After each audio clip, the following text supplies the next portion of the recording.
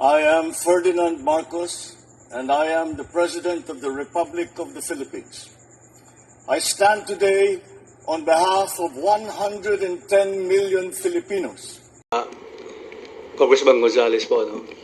Well, regarding dun sa suhol, di po namin alam yun, diba? Ang pagkaalam ko po from the day of the campaign, ang kasama po ni Vice President Sara ay si Speaker Martin Romualdez. Tama. Alam niyo po, sa totoo lang, pag nag-uusap kami ni Speaker, kasi po may survey na lumabas na mababasa sa Pampanga during those times, ang pinakiusap ni Speaker Romualdez sa amin na kung pwede tulungan si Vice President Sara sa Pampanga. Kasi nga, may kandidatong Kapampangan doon, si Kiko Pangilinan. At mataas si Kiko Pangilinan kasi Kapampangan. So, winork out po namin yun. At from day one up to the proclamation, kasama po si Speaker Martin Romualdez. Ang kwento, lahat po, siya po ang nagmamalasakit kay Vice President Sara. Tama. Kaya nagtataka po ako, biglang bumaligtad, na kung hindi sa'yo, Speaker Martin Romualdez, hindi ako naging Vice President. Meron pong statement ganyan nung napanood po natin yun. Meron yun. Kaya sana po, hindi po natin alam kung ano ang nasa isip ni Vice President Sara, at yun man lang sabihin mo na uukayin mo yung tatay at itatapon mo sa West Philippine Sea. Ako po isang nasaktan bilang anak. Kung ako po si Senator Amy Marcos, sinabi sa tatay ko yun, palagay ko, hindi na po kami pwedeng magkita at mag-usap sa panahon na yun. Sasabihin ko, ibang klase na to, ibang usapan na to. So, sana po walang ganyang usapan. At yung ganyang naririnig kong mga salita, salita pag umiinom sa kanto, sa barangay, paglasing na, biruan lang yun, di ba? Pero walang ganyang, pero wala pong ganyan. Medyo, ako po, honestly, after yung press conference niya, meron po, nasa palasyo po ako, birthday po ni E.S. Bersamin. Pero gusto kong sabihin sa presidente, pero hindi ko po nasabi, kasi baka ayaw po niyang marinig yun. Pero deep inside in my heart, ako po talaga nasaktan doon sa sinabi niya. Because I'm also, anak po ako eh. Hindi na po ako makakakita ng tatay. Isa lang po ang tatay ko. Tapos sasabihin po sa tatay ko yun, nuhukayin niya at itatapon niya. Ay, palagay ko napakasakit po nun. So bilang isang Kristiyano, bilang isang batang pinalaki sa maayos, palagay ko foul po yun. Salamat po. Tama. Thank you. I would like to acknowledge also the presence of the chairman of the Committee on Human Rights, our co-chair sa Quadcom, Congressman Benny Abante. And, good morning. Mr. Chair, in addition to that, na sinabi po ni SDS, alam nyo, kahit pagbalik-balik na din natin ang mundo, yung ating pong former president, si Ferdinand Marcos Sr., malaki po nagawa niya sa bansang Pilipinas. Tama. Kahit sabihin na natin na inakusahan siya na diktador at napatalisik siya ng ating pong mga kababayan. Pero at the end of the day, we have to accept that he made a lot of things for the Filipino people. At yung pong pagsasabi na uhukayin siya at itatapos sa West Philippine Sea, medyo parang sa mga nagmamahal, lalo na yung mga Marcos loyalists, na nakita natin na talagang pinaglalaban yung ating pong dating Pangulo, napakasakit po nun. And we have to be careful with our statements, kasi hahabulin tayo ng panahon at pagkakataon. Like for example, yung ginagawa po na statements ng ating pong dating Pangulo, si Rodrigo Roa Duterte, ngayon hinahabol na po siya ng sitwasyon. Tama. We hope that this will not happen to the Vice President. But definitely, somebody might file a case against her. At nobody can prevent that dahil nga wala namang immunity ang ating pong Vice President. Masakit po yung mga ganitong klaseng salita na hindi naman po dapat nasabihin na nanggaling sa isang opisyal ng ating bansa. Ating mga kasama sa media today, the Quadcom will turn over documents pertaining to the land acquisitions and properties believed to be owned, procured, acquired by Chinese nationals. In the course of the investigation of the Committee on Public Accounts and the Committee on Dangerous Drugs, we have discovered that there are several Chinese personalities who acquired thousands of hectares of land in the province of Pampanga. And this was the result, these documents are the findings of the Committee on Public Accounts and the Committee on Dangerous Drugs, where corporations owned, majority owned by Chinese, ang na-discover natin that acquired these properties. And now we will, the part of the recommendation of the committee, the Quad Committee, is to turn over these documents to the Office of the Solicitor General in order to conduct their own investigation for possible, for future proceedings for these properties. Malaki ho ang na-discover dito sa laki ng lupang nabili ng mga Chinese nationals, no? Na alam naman po natin that the Constitution prohibits foreign nationals from acquiring 100% ownership ng ating mga lupa at ng mga pagtatayo ng mga korporasyon. So today, as just to let the people know na ito ho ay trabaho ng Quadcom at gusto naming i-emphasize na ang Quadcom ay walang politika kundi trabaho lamang. And that's why we're privileged to have with us today our representatives from the Office of the Solicitor General, Attorney Hermes Ocampo, the Assistant Solicitor General, Attorney Gilbert Medrano, the Assistant Solicitor General, Attorney Neil Lorenzo, the Senior State Prosecutor. So, welcome and thank you for joining us here in this turnover of petition for civil forfeiture sa Office of the Solicitor General. So, can we turn this over now?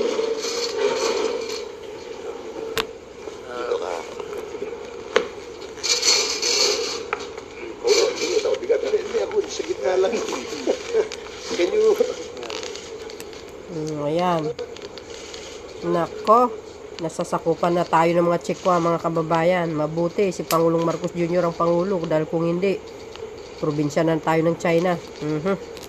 Yan, kasi hindi marunong mamuno yung pinuno nyo, pinabayaan ang pag-aari ng Pilipinas, kaya tuloy. Kayo nang bahala dyan. Dahil lang sa pera-pera yan eh. So, we will now open the floor for questions from our friends in the media. But before that, please allow me to acknowledge the presence of Congressman Rog Gutierrez, Congressman Paulo Ortega, my co-chair in the Quadcom, Congressman Dan Fernandez, and of course my co-chair, the chair of the Committee on Public Accounts, Congressman Caraps Paduano. So we will now entertain questions. You can ask questions. Yes, Tina? Good morning po, sirs. Sir, can you mention prominent Chinese personalities na involved po dito sa mga documents na turn over po ninyo? Okay, we will ask the chairman of the Committee on Public Accounts the names of the owners of these properties. Good morning, everyone. Anyway, during the last year's hearing, lumabas na po yung pangalan ni a certain Eddie Tayang, in which the Bureau of Immigration confirms that Eddie Tayang is a Chinese citizen, with being a passport holder of a Chinese, no, in the person of Jia Jingyang, and he was also involved in the sale of properties for Mexico, the LGU of Mexico, Pampanga, and also involved in the corporation, the Empire 999, the Sunflare, and Ayun, Mexico 999 and Empire 999 and Sunflare. Eddie Tayang involved in those corporations in which, well, in fact, he was cited in contempt. I think if my memory serves me right, that was November of last year pa. And until now, he is at large. And having transaction with the LGU of Mexico, Pampanga, particularly during the time of Mayor Tumang. In addition also to the names mentioned by Congressman Paduano, a certain Willie Ong also have acquired hundreds, based on our records, we have 300 land titles registered under his name. Dami. And Mr. Willie Ong has likewise been identified as a Chinese national. So he organized a corporation called Empire 999, and there are also acquisitions under his name. So yan. And then Tony Yang, the brother of Michael Yang. Sir, can you give us an estimate kung gaano kalaki yung halaga ng mga properties na nabili ng Chinese nationals? As of now, we cannot yet, of course, the actual yung worth ng properties, no? But thousands of hectares po ang involved dito. And what is prominent is the corporations, no? That was owned by these Chinese nationals. Yung Empire 999 po, as I've said, Sunflare, at saka Empire 999 and Sunflare po. In addition to that, para at least medyo klaro, kasi yung Empire 999 Realty Corporation, isang company lang yon. Consider mo yung pinag-uusapan ditong titles, almost 300 titles. Isang corporation. So meaning, marami pa tayong hindi na-discover ng mga corporations that are Chinese pretending to be Filipinos.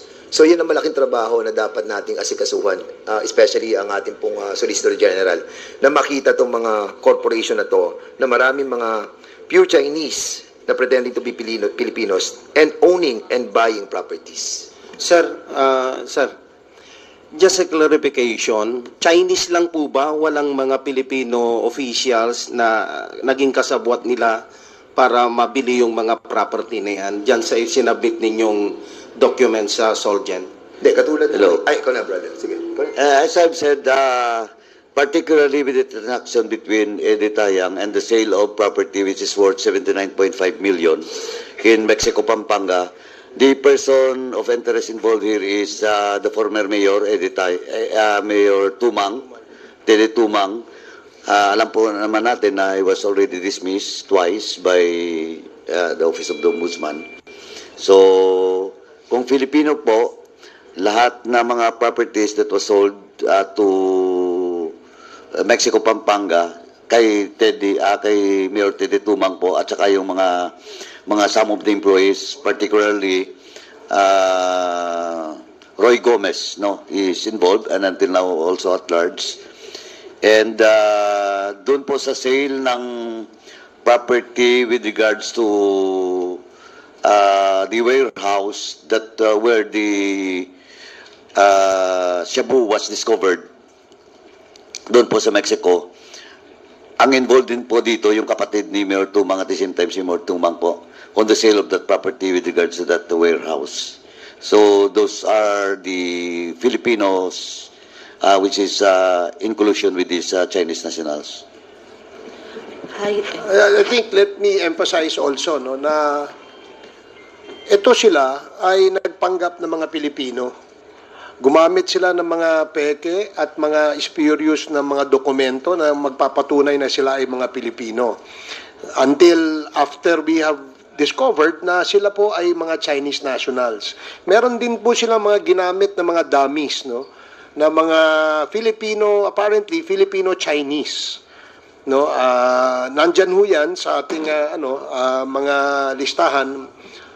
So makikita po natin na ito ay panlilin lang, no, sa atin, no, dahil talagang gumamit sila ng mga dokumentong pagpapanggap na sila ay mga Pilipino.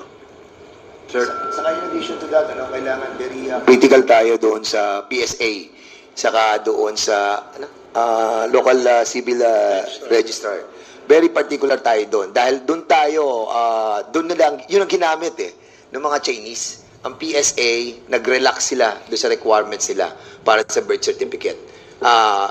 Also doon sa mga local civil register. Kaya yun nga, sana itong ating pong Solicitor General have to look deeper doon sa problem ng PSA sa local civil register.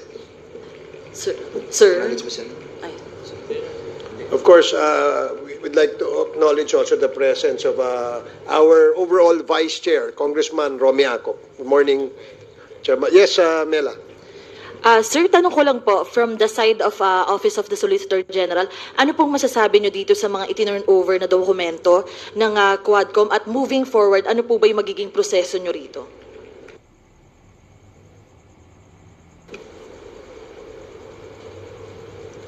Hindi pa po namin nakikita yung contents ng mga documents turned over to us now, pero may mga listahan po dito sa invitation ng mga honorable chairpersons ng Quadcom.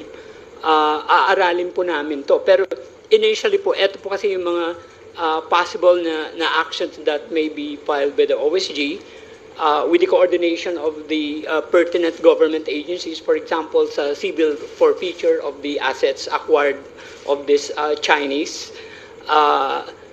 through AMLAC, and eto rin for the reversion and or escheat proceedings to recover yung mga fraudulently acquired real estate by this Chinese.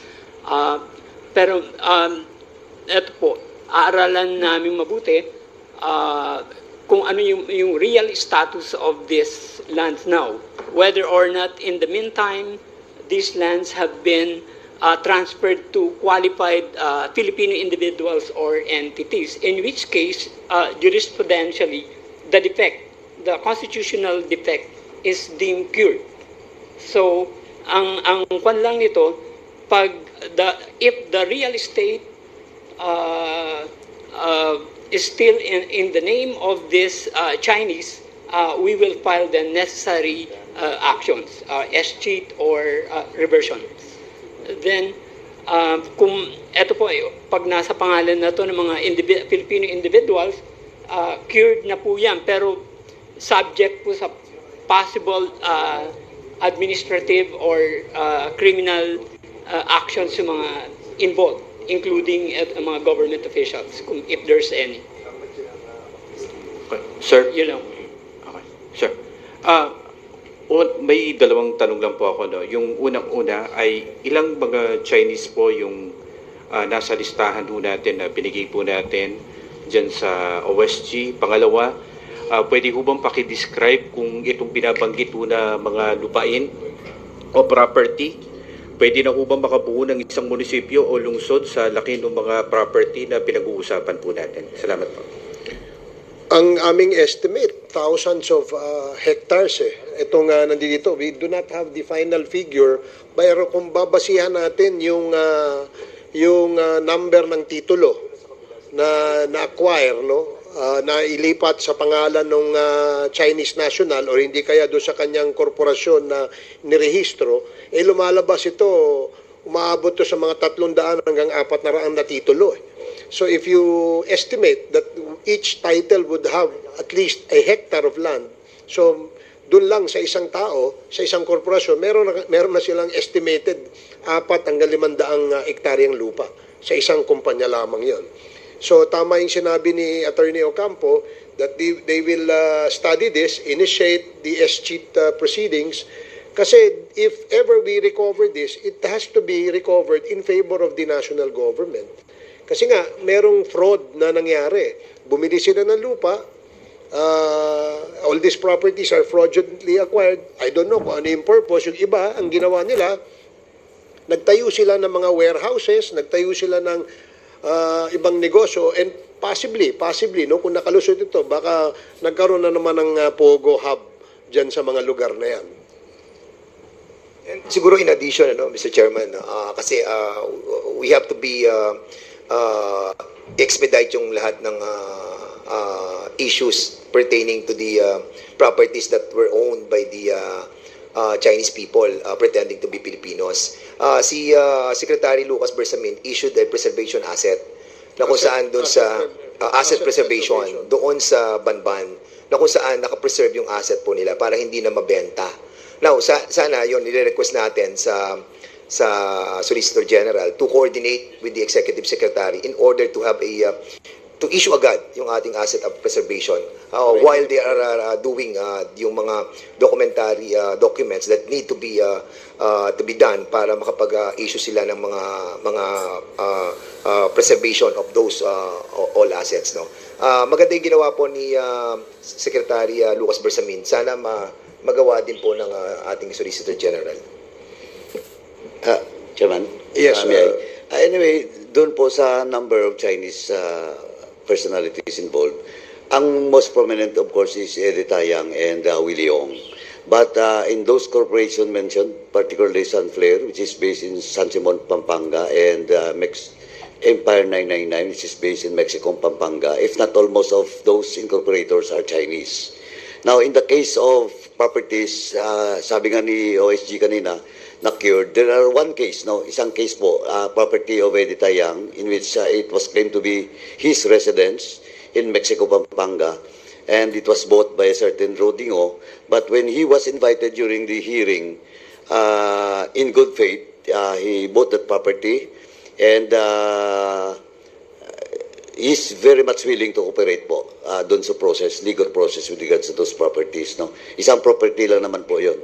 And we hope that some of those properties are still nakabitin po, no? That's why we have to move fast so that all those properties will be reverted back to the government.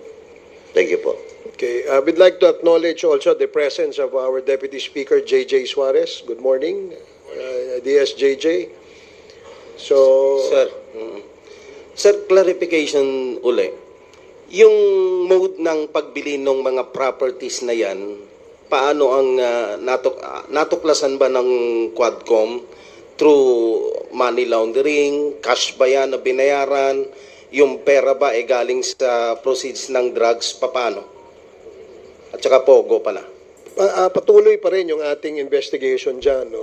As far as paano sila nakapag-acquire, of course, they possess fraudulent documents pertaining, saying that they are all Filipinos. Kaya regular, no? Mayroong presumption of regularity do sa kanilang pag-acquire nito mga properties na to. Now, nasa proseso po ngayon ng Quadcom ang pag-determine whether ito bang mga ginamit na pera pambili ay isang paraan para makapag-launder o makapaghugas sila o makapaglaba, no, in layman's language ng kanilang pera, no, that hopefully we will be able also to discover kung ano yung source ng pondong ito.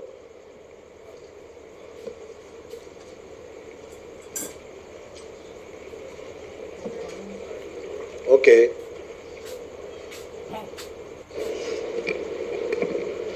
Sir, kung tanong ko lang, sakaling magsusulong tayo ng panukalang batas, ano po ba ang nais nating isulong ng Quadcom, especially dito sa pag-acquire ng napakaraming mga land titles ng mga foreigners? And then, ano po ba yung pananagutan ng PSA, lapses, dahil nga nabibigyan kaagad ng mga birth certificate po itong mga banyaga? Thank you. Well, dun sa pag-acquire nila ng property bilang foreigner, nasa constitution po yan. So, hindi na po siguro kailangan gumawa ng batas because there was a clear violation of the provision of the constitution. Pero doon sa PSA, yan po ang aming pinag-aaralan sa ngayon, no? Kailangan maging mahigpit yung requirements para bago sila mag-issue ng certificate of live birth. Lalong-lalo na doon sa mga nag-a-apply under the policy of late registration. Kasi karamihan dito sa mga Chinese na ito ay late registration. So, doon pa lang, dapat magtaka nga tayo eh. 18, Alice Go, for example, 19 years old na siya nung nag-apply siya for Filipino citizenship. Sabi niya, late registration dahil daw lumaki siya sa farm, hindi naasikaso nung kanyang mga magulang, no? Yung pagka-re-rehistro sa kanya. Kaya nga, isa yan sa tinitingnan nitong Quadcom. Kasama dyan, yung ating local civil registrar. Kasi ang endorsement nanggagaling sa kanila bago yan umakyat doon sa PSA.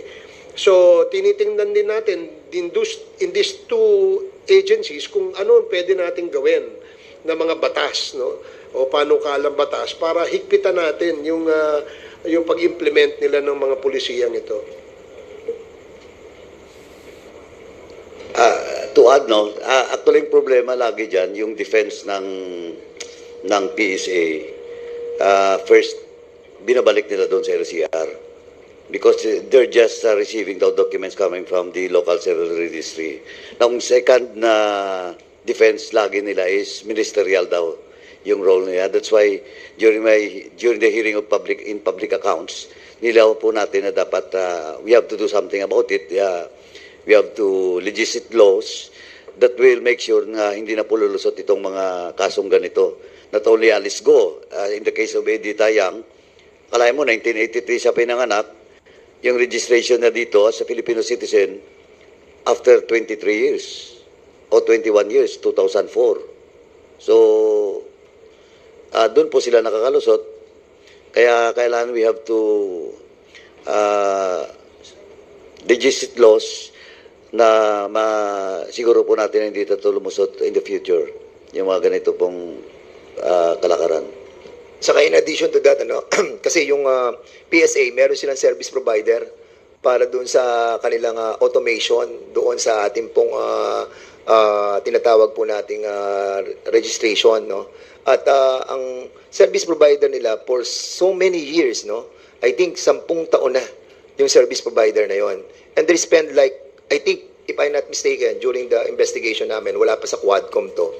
If I am right, kung hindi sa dangerous drugs, sa public accounts, na-mention doon yung contract. Ang contract na inabot ng PSA, no, doon sa service provider nila, almost, I think, if I'm not mistaken, 5 billion. So, kung meron tayong ganong klase ng kontrata, no, doon sa PSA, being owned by a private corporation, not owned by the government, at stake yung ating tinatawag na mga profile ng bawat Pilipino na dumadaan sa kanila. And I think the Solicitor General have to check on this as well. Yung contract ng PSA doon sa Unisys. Unisys ang kontrata nila eh. At sa Unisys, according to the federal investigation that was conducted in the United States, meron silang case against this Unisys Corporation. We tackled this in the committee, and I think it is imperative on the part of the Solicitor General to look into this. Sir, just a question. Yung pagpasa ng document sa OSG, does this mean that the Quadcom has finished tackling yung issue ng illegal drugs saka yung mga warehouses na allegedly owned by Chinese nationals? No, hindi pa. Ito lang yung aming nakita na I think sufficient and substantial na yung aming investigation na nagawa dito sa particular na Chinese national na ito at saka yung kanilang corporation, no? Yung Empire 999, Mr. Willie Ong, Mr. Eddie Tayang. So we feel that immediately we have to initiate the forfeiture proceedings nang sa ganun hindi na po tayo maisahan. Baka maibenta ho yan eh. Kagaya ng isang property ay naibenta, yung 6 hectares yata nabenta dun sa Mr. Rudingo. No? Buyer in good faith siya. Akala naman niya, Pilipino yung kausap niya until we discovered that hindi pala ito totoong Pilipino. Sir, sir, this is not part of the partial committee report po, or this is part of the partial committee report? Hindi pa ito yung kasi we're still writing the partial committee report, and eventually baka baka itong linggo ito, baka next week siguro, we will be able to turn over the partial committee report to the agencies concerned. Ito ay nakita lang namin that there is an urgency. Kasi nga, baka biglang maibenta to bukas. No? I remember, yung kay Empire 999, investigate natin yon ng October last year, di ba? Oh, yung pagdating ng mga bandang March and April, naibenta niya yung property. So, medyo gusto natin sana, merong tayong urgency dito.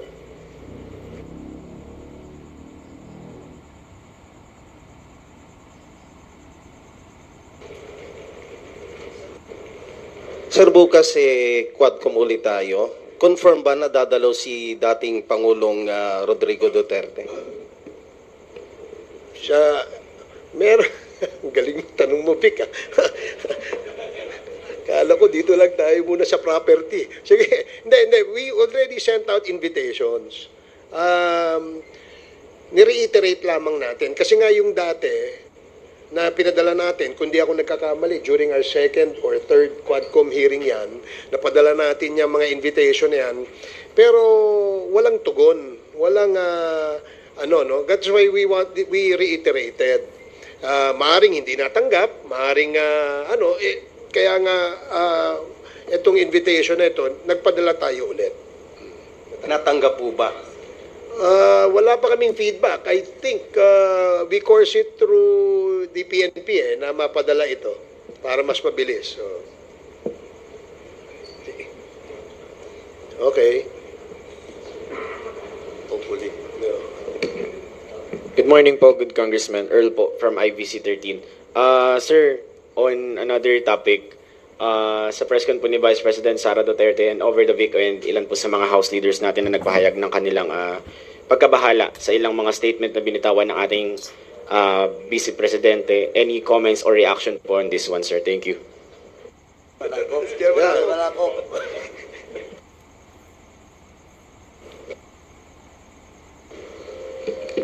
Yung sa akin talaga, gusto kong tanungin kung okay lang ba siya eh. Nag-aalala po talaga ako eh. Pero the statements were not even, for me, hindi na siya political eh. Parang it's a question of kultura. Nasa kultura ba nating mga Pilipino yung mga ganyan na statements? Ganyan ba tayo pinalaki? Ganyan ba kapaligiran natin? So, talagang nanlilisik. Parang galit na galit sa mundo. So, yun lang. Kaya talagang question ko po eh. Kung talagang okay ba siya. So, yun. Follow up? Si Jay. Hello? Congressman Rog, your comment? Well, I have to agree with si Congressman Ortega. I think it's a cultural issue, especially yung relation to dun sa description yung bangkay. And I think most of the people have already complained po, no? I think it doesn't really involve any comment on our part as congressmen, and we leave it siguro to the people to decide on how they would see that as qualities of a leader. Yun po. We'd like to acknowledge also the arrival of Congressman Jay Kung Hoon. Good morning, Congressman Jay. And you can also direct your questions to him. Sir, follow up. Go ahead. Following up with that lang po, some of the Young Guns leaders requested psychological evaluation for the Vice President, sir. Would this be firm or may re-recommenda daw po ba tayo na...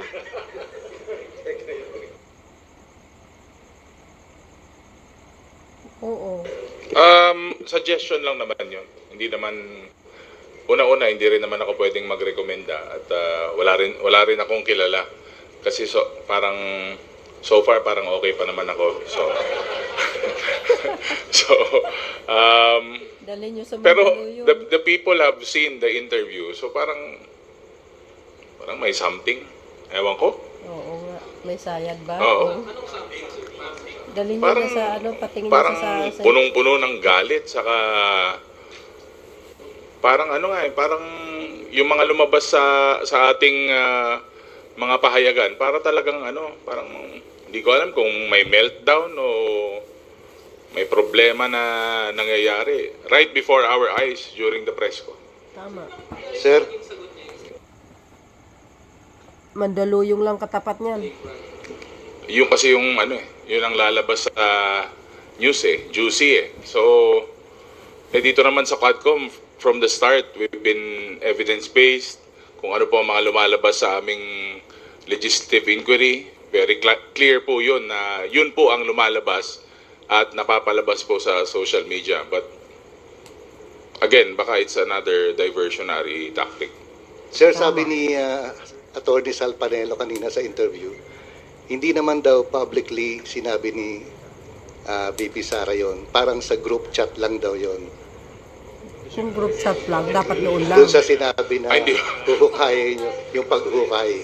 Hindi, magaling talaga siya sa ganun. Yung kasi siya yung official interpreter dati, nung dating Pangulo. So malamang ginagawa na rin niya dito ngayon. Sir, you mentioned parang punong-puno ng galit. Pwede bang? Yes. Sorry, sir.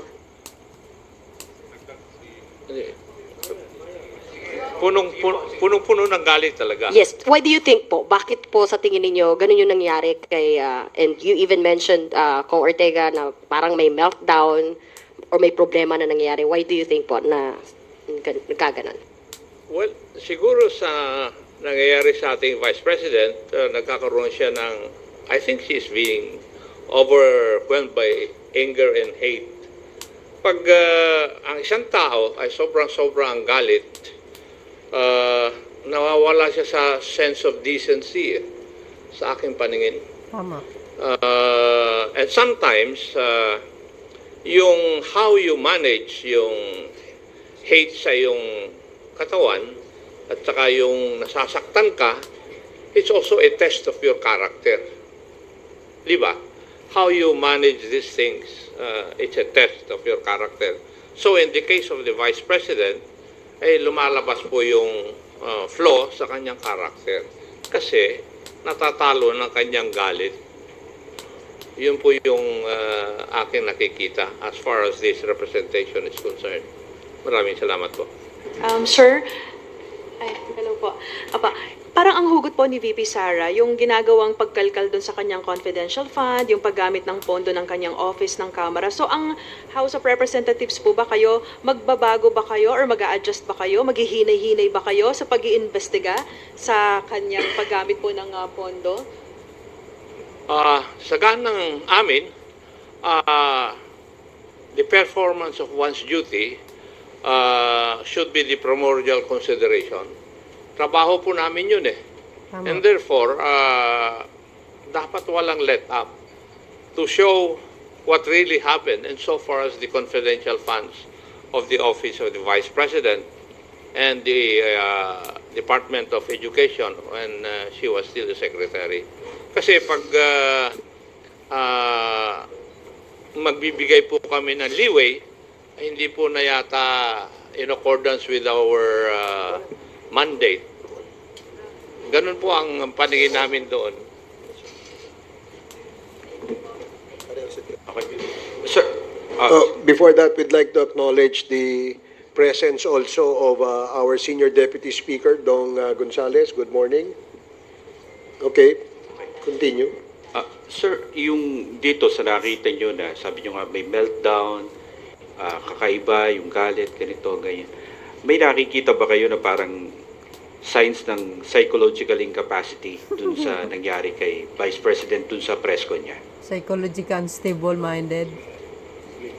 Ano ba yan? I think we would not be in a proper position to determine that. Siguro, it would be recommended that she should see a psychologist or a psychiatrist. Tama. Kasi sila po ang expert dito hindi po kami.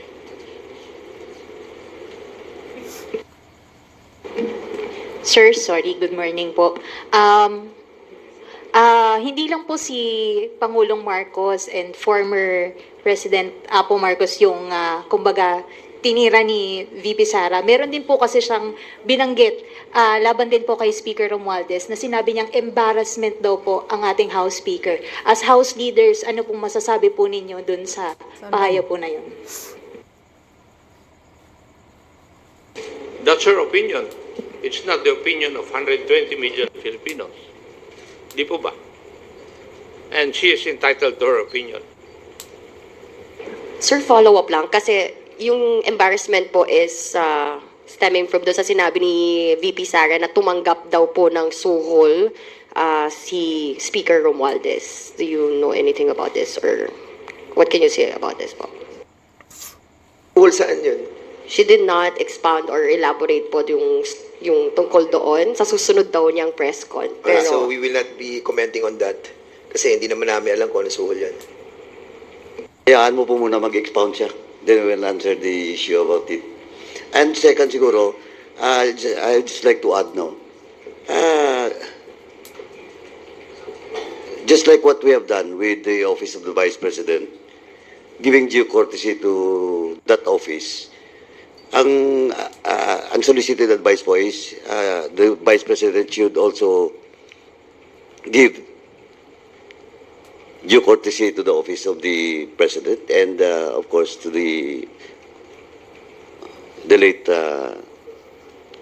Ferdinand Marcos Sr. Yun lang po. Kasi well in fact, for the record, napakaganda na pong binigay naming courtesy sa kanya nung she was invited during the Good Government Committee hearing. Well in fact, he was allowed to speak while not taking her oath. So, yun lang po, unsolicited advice. Just give due courtesy to the office of the President. Well, Congressman, Subukan Sir, niya. clarification on the invitation kay former President Duterte. 18 pa po yun, October 18, yung reiteration ng invitation ninyo. Meron na po bang feedback from the PNP kung na-deliver man lang po doon sa bahay itong, at may nag-receive nitong invitation? And second question, kung meron ding reiteration ng invitation kina Senator Bongo and Senator De La Rosa? Well, kasi dun sa previous invitation that we sent, I think, kundi nga ako nagkakamali, during the second or third Quadcom hearing yun, open-ended yun until we conduct these hearings. Open invitation po yung aming invitation. We only had to reiterate kasi para matagal-tagal na rin yun. This is already the 9th and going to be the 10th hearing of the joint committee hearing. So that's why we had to send and reiterate the invitation. Pero I understand may sulat din po kayo kay CIDG Chief Yes, we to did. ensure na may magre-receive. May feedback na po. As we speak, wala pa kaming nakukuhang feedback. But we had to course it through the PNP kasi sila ho'y nakakalam ng address doon sa area. And we always do that naman every time we send out invitations to personalities outside of Metro Manila. Ako, magandang umaga po. Habol ko lang po, hingi lang po na reaction dun sa parallel investigation na gagawin ng Senate dun sa EJK tsaka drug war. Well, kami, I'm sure narinig nyo na yung aming opinion tungkol dyan. Kami sang-ayon din kami dyan. No? In fact, mas maganda nga na magkaroon din ng isang parallel investigation dahil wala namang prohibition sa aming rules.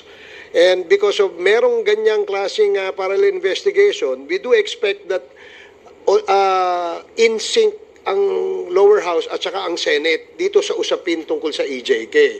We really have to come up with a law, no, para matigil at hindi na mangyari po itong mga ganitong klaseng extrajudicial killings.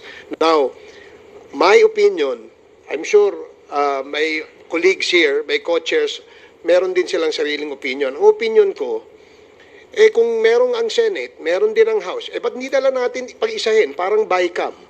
Ang dating, isang joint committee hearing, nandyan ang Kongreso, nandyan ang Senado, at nandyan yung ating investigation. No? I think, mas malawak, mas komprehensibo, at siyempre, mas maraming mga intelligent questions na maitatanong ang mga membro nitong committee ito. So it has to be some sort of a joint, every time may SONA, di ba? Meron tayong joint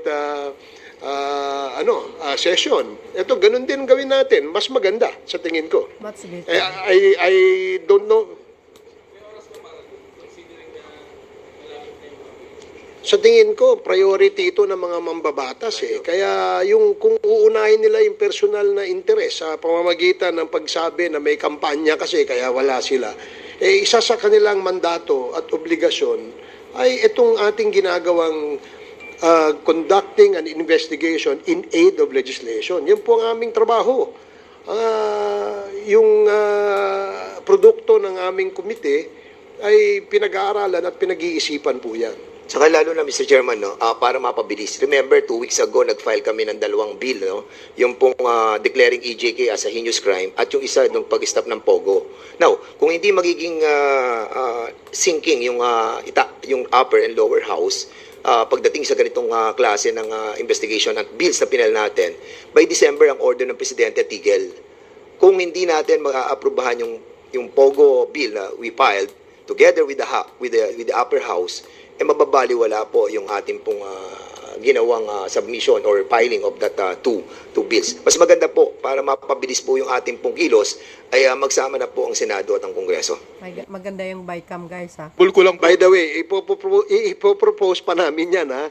Kung ano ang masasabi ng ating Senate President at saka ng ating Speaker of the House, no?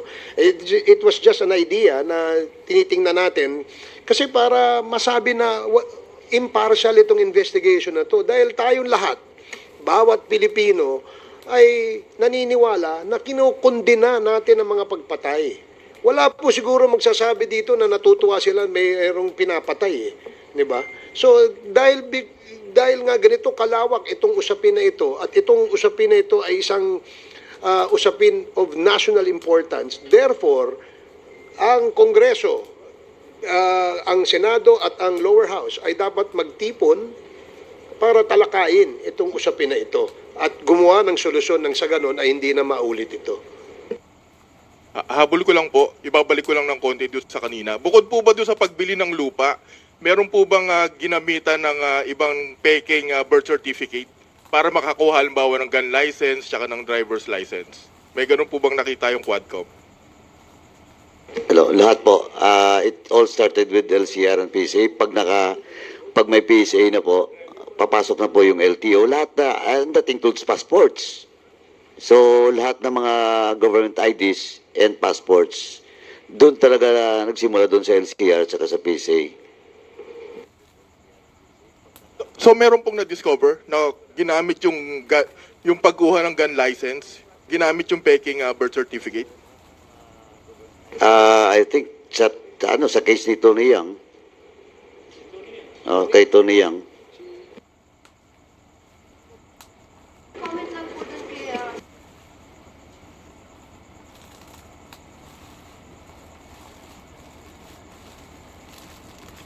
Pimentel, recommendation ni Escudero.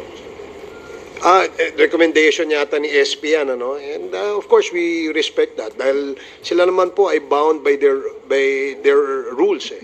Ganon din kami dito sa House.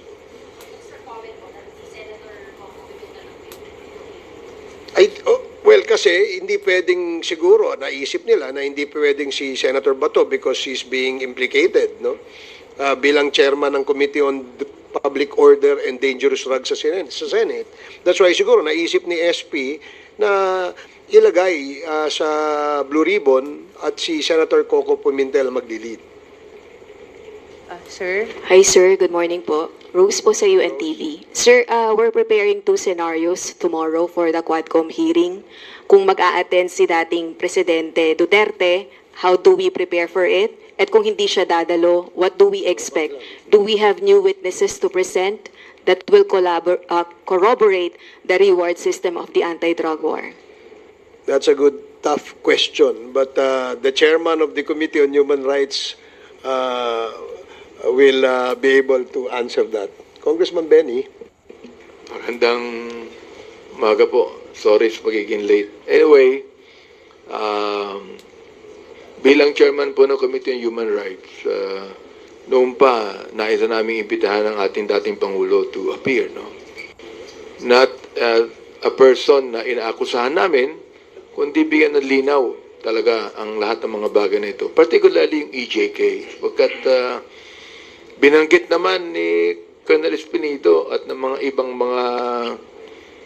mga kapulisan natin na talagang may EJK. Ngayon, kung halimbawa hindi makakadalo ang Pangulo, ine-expect namin siyang dumalo sapagkat sinabi naman niya sa media na if he is invited, ay darating siya.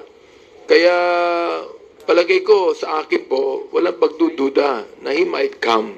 Kung di siya tumating, meron pa po kaming mga witnesses na talagang magsasalita patungkol sa mga bagay na ito. Chairman, padagdag ko lang po. Actually, yung invitation ng Presidente nung nakaraan pa yan, and to invite him once again in tomorrow's hearing is just normal, no? He's just one of the resource person that was invited in previous hearing. Now, kung question of preparations with regards to proceedings, I think yung preparation is still normal because we treat the former President as one of the resource person that will shed light on the issue of AJK.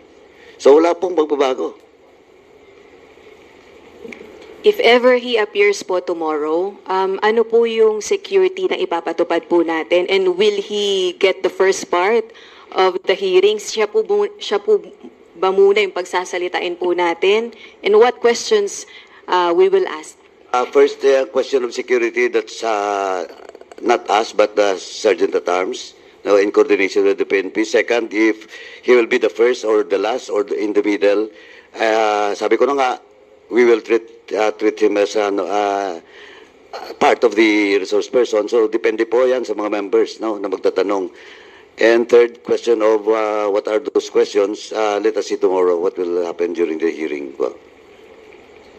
Dagdagan ko lang din no, na of course, we will afford him the courtesy due to a former president. No? Alam niyo naman dito sa Quadcom, nire-respeto naman natin yung rights ng ating mga resource persons at ng ating mga witnesses. Taliwas diyan sa iniisip ng iba sa pagbabati ko sa amin na we do not daw respect the individual rights of our witnesses as well as our resource persons. No? Of course, they have all the right no, that we will extend to them. Kasi lalo na yan, na dati pong Pangulo si former President Duterte. So definitely, we will respect him as a person and respect his former office as the President of the Republic of the Philippines. Let me add, no, sa akin naman, more than asking any educated question, we would like to listen to his educated answer. Ibig sabihin, we're willing to listen. Di ba? I mean, for him to explain to us yung war on drugs, we're willing to listen.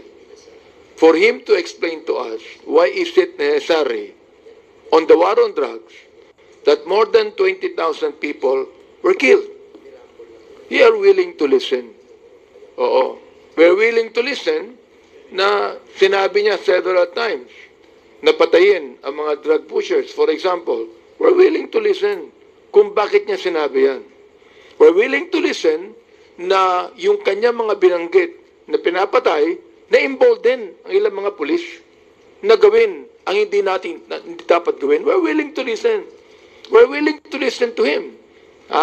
Nasabihin niya, nagkaroon ba ng due process bilang chairman ng Committee on Human Rights? What I'm concerned about ito, nagkaroon pa ng due process. Nagkaroon ba na tinatawag natin sa konstitusyon na binigyan ng pagkakataon kahit mga suspect yan na hindi natin binibilang na mga kriminal unless proven guilty. Bilang ang ating dating Pangulo ay piskal. Naniniwala po siya sa due process.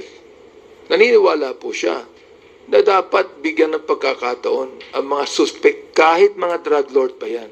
We're willing to listen. We're willing to listen kung bakit more than 7,000 ang mga pinatayan ng mga drug pushers sa mga maliliit. Pero yung mga malalaking drug lords, buhay pa hanggang ngayon.